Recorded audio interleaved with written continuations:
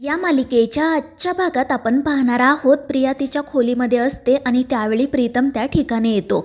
आदित्य त्याच्यासोबत ज्या पद्धतीने बोललेला असतो त्यामुळे प्रीतमसुद्धा खूप चिडलेला असतो. तो प्रियाला म्हणत असतो की या घरातल्यांना काय झालं आहे काय माहिती, कोणीच कोणाशी नीट बोलत नाही, कोणाला काही सांगत नाही. आपल्या घरात पहिल्यासारखं वातावरण का नाही आहे प्रिया. आणि त्यावेळी प्रिया त्याला शांत करत म्हणते की प्रीतम प्लीज तुम्ही स्वतःला त्रास करून घेऊ नका आणि नेमकं काय घडलं आहे ते मला शांतपणे सांगा.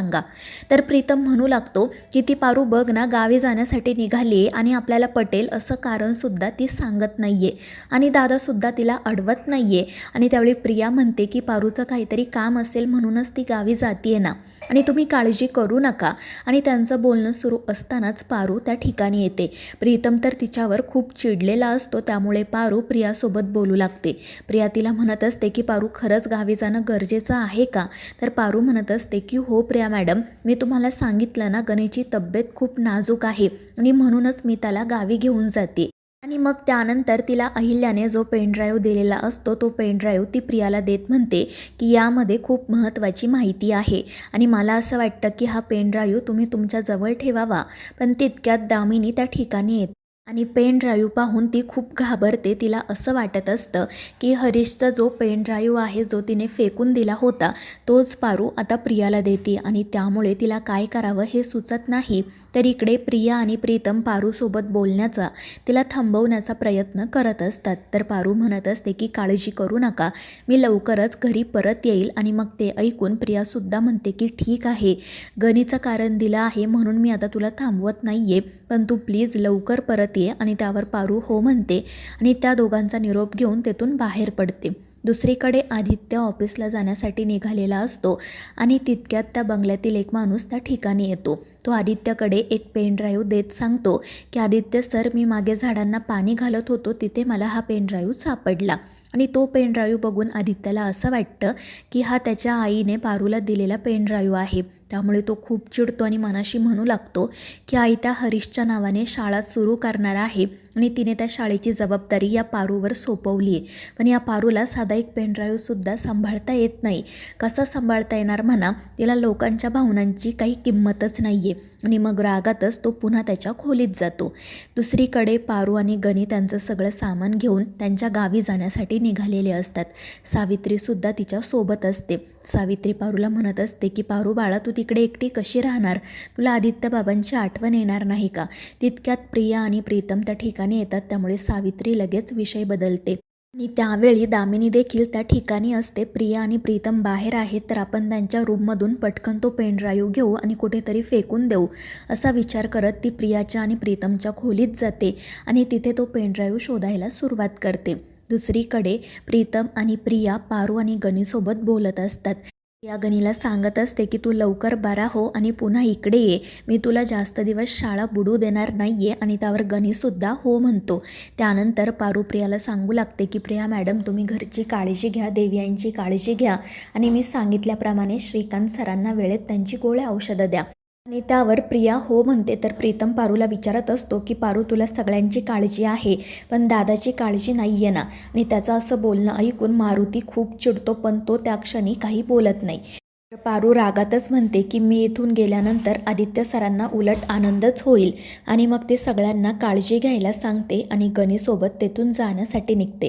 दुसरीकडे दामिनीला प्रिया प्रीतमच्या खोलीत तो पेन ड्राईव्ह सापडतो, त्यामुळे ती खूप खुश होते. तिला असं वाटतं की आता ते डोळे पारूचे आहेत हे सिक्रेट कोणालाही कळणार नाही. दुसरीकडे पारूचं बोलणं ऐकून प्रिया आणि प्रीतम तिला विचारत असतात की तू असं निर्वाणीचं का बोलते, तू इकडे परत येणार आहेस ना. आणि त्यावर पारू म्हणते की हो, मी लवकरच इकडे परत येईल. आणि मग त्यानंतर मारुती म्हणतो की पारू चल आता, नाहीतर तुम्हाला घरी पोहोचायला उशीर होईल. आणि मग त्यानंतर तो त्या दोघांना रिक्षात बसून देतो आणि मग ते दोघेजण त्यांच्या गावी जाण्यासाठी निघतात. दुसरीकडे आदित्य त्याच्या खोलीत असतो आणि त्याला सतत त्याने पारूसोबत घालवलेले क्षण आठवत असतात. तितक्यात प्रीतम त्या ठिकाणी येतो. तो आदित्यवर खूप चिडलेला असतो आणि त्याला म्हणत असतो की बघितलं ना, गेली ती हे घर सोडून आणि हे सगळं ना तुझ्यामुळे घडले, तुला तिला थांबवता आलं नाही का. तर आदित्यसुद्धा चिडून म्हणतो की प्रीतम, आत्ता तुला या विषयावर का बोलायचं आहे, आणि मी तुला आधीच म्हटलं ना की मला त्या पारूसोबत काही बोलायचं नाही आहे. तिने आणि तू मिळून जे काही केलं आहे ना, त्यानंतर मला तुमचं तोंड बघायची सुद्धा इच्छा नाही आहे. आणि तुला काय वाटतं, मी तिच्या पाठीमागे जाऊन तिची माफी मागून तिला नको जाऊ असं म्हणायला हवं होतं का? आणि त्यावेळी प्रीतम म्हणतो की दादा तुझा ना खूप मोठा गैरसमज होतोय. पण आदित्य म्हणत असतो की प्रीतम तू काही बोलूच नको. तुला माहिती आहे की ती डोळ्यांवाली मुलगी माझ्यासाठी किती महत्त्वाची आहे. मात्र तू आणि पारूने माझ्या भावनांचा विचार केला नाही. तुला मी 1000 वेळा सांगून सुद्धा तुला जे हवं तेच तू शेवटी केलं आणि त्या पारूने देखील तुझी साथ दिली. तर प्रीतम म्हणत असतो की दादा मला माहिती आहे, मी तुला म्हटलं होतं की जर कोणाचेही डोळे मॅच झाले नाही तर आपण काहीतरी सॉफ्टवेअर वापरूयात. मात्र माझा तो शेवटचा विचार होता आणि तू नकार दिल्यानंतर मी असं काही केलेलं सुद्धा नाही आहे. आणि हे ऐकून आदित्यला आश्चर्याचा धक्काच बसतो. तो म्हणत असतो मग पारूचे डोळे कसे काय मॅच झाले? तर प्रीतम म्हणत असतो की दादा हे मला सुद्धा माहिती नाही आहे. अरे पारू जेव्हा रिक्षातून घरी जात होती ना, तेव्हा मी तिला बघितलं आणि मी तिच्याविषयी त्याच संदर्भात त्या दिवशी बोलत होतो. तिचे डोळे मॅच कसे काय झाले हे मला सुद्धा माहीत नाही आहे. आणि ते ऐकून आदित्यला तर मोठा धक्काच बसतो. तर प्रीतम रागातच म्हणत असतो की दादा त्या पारूने ना आपल्या कंपनीसाठी इतकं सगळं केलं, पण तू तिचे आभार मानायचे सोडून तिला या घरातून हाकलून लावलं. खरंच ती मुलगी वेडी आहे. तिला माहीत नव्हतं की तिने एका स्वार्थी आणि बिझनेस माइंडेड माणसाला जीव लावला आहे. बरं झालं ती तिच्या गावी कायमची निघून गेली. आणि तो देखील रागातच तेथून बाहेर पडतो. आदित्य मात्र खूप काळजीत असतो. नेमकं काय घडतंय हे त्याचंच त्याला समजत नाही. दुसरीकडे पारू घरी जाण्यासाठी निघालेली असते. तिला सतत आदित्य रागात जे काही बोललेला असतो ते आठवत असताना ती म्हणत असते की आदित्य सर कधीच माझं प्रेम स्वीकारणार नाही. दुसरीकडे आदित्य प्रीतमच्या बोलण्याचा विचार करतच तो पेनड्राईव्ह लॅपटॉपला कनेक्ट करतो. आणि जेव्हा तो त्या लॅपटॉपमध्ये काही मुलींचे फोटो आणि त्यांचे डोळे बघतो तेव्हा त्याला आश्चर्याचा धक्का बसतो. दुसरीकडे पारू गनीला सांगत असते की गनी आता आपण आपल्या गावी जाऊन राहायचं, पुन्हा इकडे यायचं नाही. म्हणजे आपल्या असण्याचा आपल्या वागण्याचा कोणालाही त्रास होणार नाही. आणि त्यावर गनीही शांतपणे हो म्हणतो. तर दुसरीकडे ते मुलींचे फोटो आणि डोळे बघता बघता आदित्यच्या समोर पारूचा फोटो आणि तिचे डोळे येतात. आणि तो फोटो आणि ते डोळे पाहून आदित्यच्या पायाखालची जमीनच सरकते. त्याच्या लक्षात येतं की इतके दिवस तो ज्या मुलीचा शोध घेत होता ती मुलगी दुसरी तिसरी कोणीही नसून पारू आहे. त्या लोगोवर ज्या मुलीचे डोळे आहे ती मुलगी पारूच आहे. आणि मग तो म्हणू लागतो की माझ्याकडून इतकी मोठी चूक कशी काय होऊ शकते? मी बाकी सगळं ओळखलं पण मग पारूचे डोळे का नाही ओळखू शकलो? आणि मग त्याला घडलेला एक एक प्रसंग आठवू लागतो आणि तो आनंदाने म्हणतो की म्हणजे माझं प्रेम पारू आहे. आणि मग तो धावतच पारूला थांबवण्यासाठी निघतो. त्यानंतर तो पारूच्या घरी जातो तर तिथे मारुती एकटाच बसलेला असतो. आदित्य त्याला विचारू लागतो की मामा पारू कुठे आहे? आणि त्यानंतर तो असंही म्हणतो की मी लगेच जाऊन पारूला थांबवतो. तर मारुती म्हणत असतो की थांबा आदित्य बाबा, कुठे चाललात तुम्ही? तर आदित्य म्हणत असतो की पारू गावी गेली आहे ना, पण मी तिला इथे परत घेऊन येतो, तिची समजूत काढतो, मग बघा सगळं कसं ठीक होतं इथे. मात्र मारुती म्हणत असतो की आदित्य बाबा तिने पहिल्यांदा काहीतरी योग्य निर्णय घेतला आहे आणि ती गावी गेली हे बरंच झालं.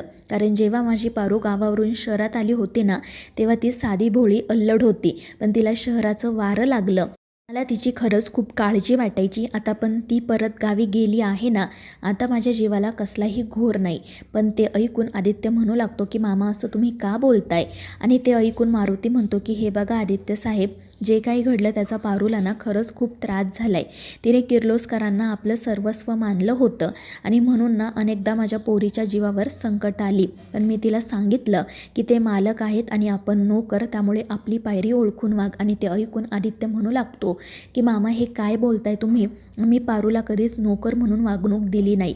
ती नेहमीच आमच्या घरातील एक सदस्य होती आणि कायम राहील. आणि मग तो मारुतीला त्यांच्या गावचा पत्ता विचारतो आणि लगेच पारूला आणण्यासाठी तिकडे जायला निघतो. त्यामुळे मारुती मात्र घाबरतो. तर मित्रांनो, या मालिकेच्या पुढील भागांमध्ये आपण पाहणार आहोत पारू शेतामध्ये काम करत असते आणि त्यावेळी तिची खात्री असते की तिचे धनीस तिला इकडून घेऊन जाण्यासाठी येणार. आणि त्याचवेळी आदित्य त्या ठिकाणी येतो. तो पारूला म्हणत असतो की पारू चल, मी तुला परत घेऊन जाण्यासाठी आलो आहे, कारण आता मी तुझ्याशिवाय जगू शकत नाही. आणि आदित्यचं असं बोलणं ऐकून पारूला तर खूपच आनंद होतो. तर मित्रांनो, या मालिकेच्या पुढील भागांच्या अपडेट्ससाठी आपल्या चॅनेलला सबस्क्राईब करा.